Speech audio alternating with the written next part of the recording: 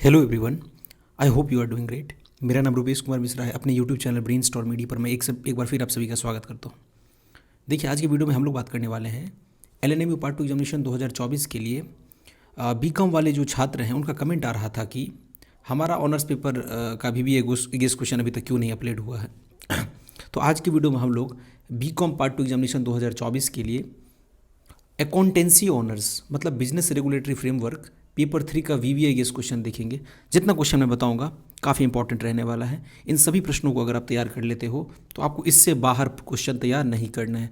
यहाँ से लगभग मैं आपको 14 क्वेश्चन बताऊंगा, 14 questions, and all are very important from the examination point of view. एक भी क्वेश्चन आपको छोड़ना नहीं है। इस सारे का आंसर आपको गेस पेपर में मिल जाएगा। रेखा पब्लिकेशन का गेस पेपर आप लोग मार्केट से खरीद लीजिए, पूरा आंसर उसमें दिया हुआ है। बहुत इंपॉर्टेंट क्वेश्चन है। एक्सपर्ट प्रोफेसर के द्वारा इसको सेट किया गया है। और जब मैंने उनसे पूछा कि इस क्वेश्चन में से आपका कितना मैच करेगा तो उन्होंने बताया कि अगर ये 14 तैयार कर लिया जाता है तो एक भी क्वेश्चन थ्योरेटिकल में इससे बाहर नहीं रहेगा। बाकी कुछ कुछ आपको कॉमर्स में, अकाउंटेंसी में कहने का मतलब है प्रॉब्लम सॉल्विंग वाला क्वेश्चन भी रहता है ना, क्योंकि अकाउंटेंसी में जहाँ तक मुझे पता है कि जर्नल एंट्री वगैरह सभी होता है, बैलेंस शीट होता है, ट्रेडिंग अकाउंट होता है, प्रॉफिट लॉस अकाउंट होता है, लेज़र वगैरह होता है। ये क्लास 11 में मैंने सुना हुआ था।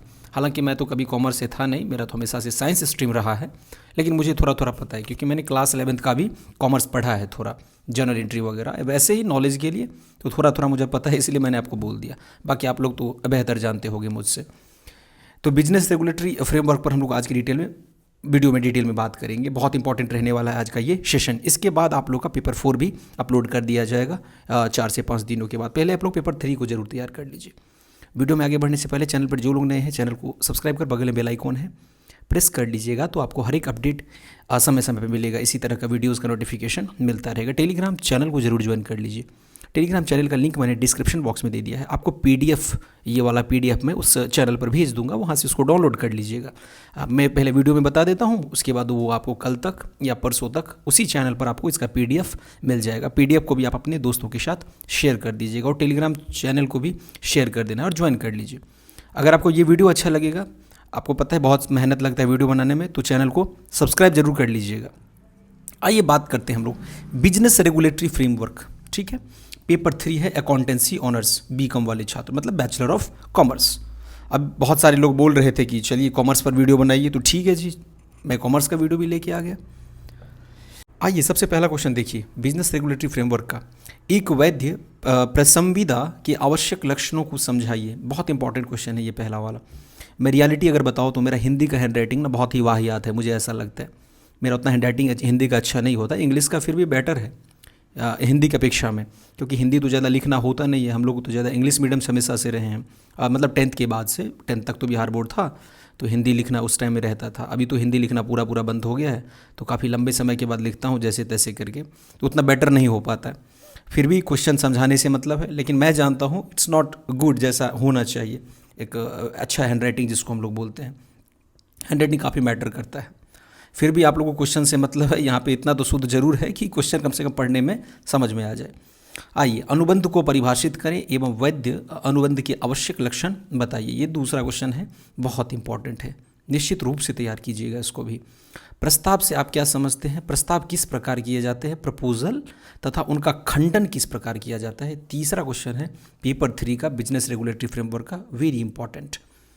देखिए, आपको एक्स्ट्रा इसके अतिरिक्त जो कुछ करना है वो आप अपने हिसाब से देख लो, लेकिन ये जो 14 क्वेश्चन है बहुत बहुत इंपॉर्टेंट है। ये छांट करके एक जगह लाया गया है कि इससे बाहर क्वेश्चन नहीं आए, पैटर्न को देखते हुए कि एग्ज़ाम में क्वेश्चन किस तरह से पूछा जा रहा है पिछले वर्षों के आधार पर, इस बार कैसे पूछ सकता है 2024 में। क्योंकि 2025 में आपका जब 3rd ईयर का एग्ज़ाम होगा उसमें भी मैं क्वेश्चन सेट करवाऊँगा, तो अगर यहाँ से आपका मान लो मैच करता है अच्छे से, तो वहाँ पर भी मैच करेगा। ठीक है जी, क्वेश्चन मैच कर जाने से ये होता है, थोड़ा आसानी हो जाता है बच्चों को कि चलो जो हम पढ़ के गए थे वहीं एग्ज़ाम में पूछा जा रहा है। अनुबंध करने की क्षमता से आप क्या समझते हैं? अवयस्कों के अनुबंध के संबंध में भारतीय अनुबंध अधिनियम को समझाइए। ये 14 क्वेश्चन है, इसको भी तैयार कर लीजिएगा।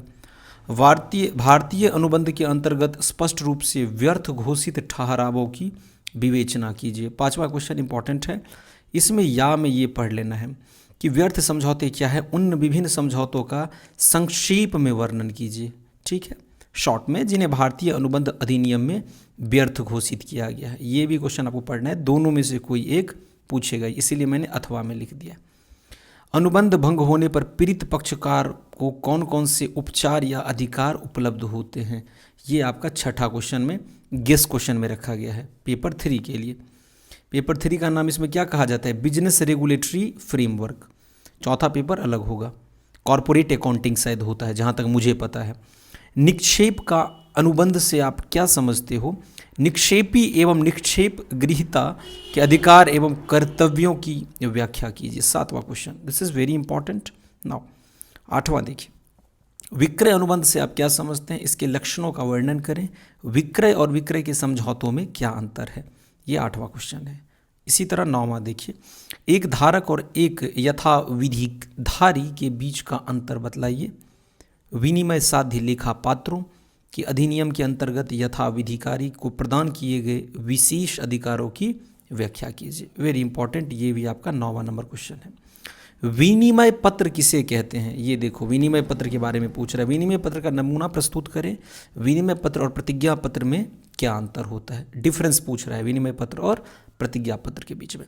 साझेदारी की परिभाषा दे, मतलब कि पार्टनरशिप पर पूछ रहा है, और साझेदारी के आवश्यक लक्षण क्या है ये आपको बताना है। ये 11th हो गया। सूत्रधारी कंपनी एवं सहायक कंपनी से आप क्या समझते हैं, सिंगल स्ट्रेट फॉरवर्ड क्वेश्चन है ये। ठीक है, ये थ्योरेटिकल क्वेश्चन है, आपको प्रैक्टिकल प्रॉब्लम अलग से करना है, मतलब क्वेश्चन सॉल्विंग वो आपको अलग से सॉल्व करना पड़ेगा। ये सिर्फ थ्योरेटिकल पार्ट हो गया। 13 देखिए, कंपनी अधिनियम 2013 के अनुसार एक निगमित कंपनी के विशेषताओं का वर्णन कीजिए। और ये 14 है लास्ट, वार्षिक साधारण सभा क्या है, इस सभा के बुलाए जाने एवं संपन्न किए जाने संबंधित जो भी प्रावधान है उसका आप क्या कीजिए, वर्णन कीजिए। कितना क्वेश्चन हो गया टोटल आपका, 14। ठीक है, सभी को तैयार करना है, एक भी क्वेश्चन ऐसा नहीं है कि स्किप करने वाला है, कुछ भी पूछा जा सकता है, लेकिन इस 14 के अंदर से ही आपका 3rd पेपर का रहेगा, बिजनेस रेगुलेटरी और फ्रेमवर्क में। वीडियो आपको अगर अच्छा लगा है तो निश्चित रूप से वीडियो को लाइक जरूर कर दीजिएगा, वहाँ पे आपको लाइक का बटन दिखेगा, उसको क्लिक कर देना है आपको, क्योंकि वीडियो बनाने में बहुत मेहनत लगता है, तो आपका एक लाइक, एक सपोर्ट आगे बढ़ने के लिए काफ़ी प्रोत्साहित करता है हम लोगों को। साथ में चैनल को सब्सक्राइब जरूर करके रखिएगा, ताकि फर्दर आपको इस तरह के वीडियोस का अपडेट नोटिफिकेशन समय समय पे मिलता रहे। मैंने टेलीग्राम चैनल के बारे में बता ही दिया आपको कि टेलीग्राम चैनल मैंने बना दिया है, उसमें पूरा प्राइवेसी का ख्याल रखते हुए वो चैनल बनाया गया है कि उसमें कोई किसी अननोन को टेक्स्ट मैसेज या किसी तरह का मैसेज नहीं कर सकता है, फ़ोन या कॉलिंग सिस्टम भी उसमें अवेलेबल नहीं है, तो उसमें पूरा सेफ है, प्राइवेसी है उसमें, तो उसको जरूर ज्वाइन कर लीजिए टेलीग्राम चैनल को, लिंक डिस्क्रिप्शन बॉक्स में है। लास्ट में बता दूं कि इसका जो PDF है उसी टेलीग्राम चैनल पर आपको देखने को मिल जाएगा।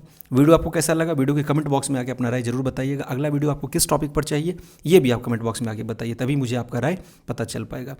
तो इसी तरह के कुछ खास टॉपिक के साथ हम लोग मिलेंगे अगली वीडियो में। टिल देन आप अपने स्वास्थ्य का ख्याल रखिए, ईश्वर आप सभी का कल्याण करें। चैनल पर हमारे साथ जुड़ने के लिए बहुत बहुत धन्यवाद।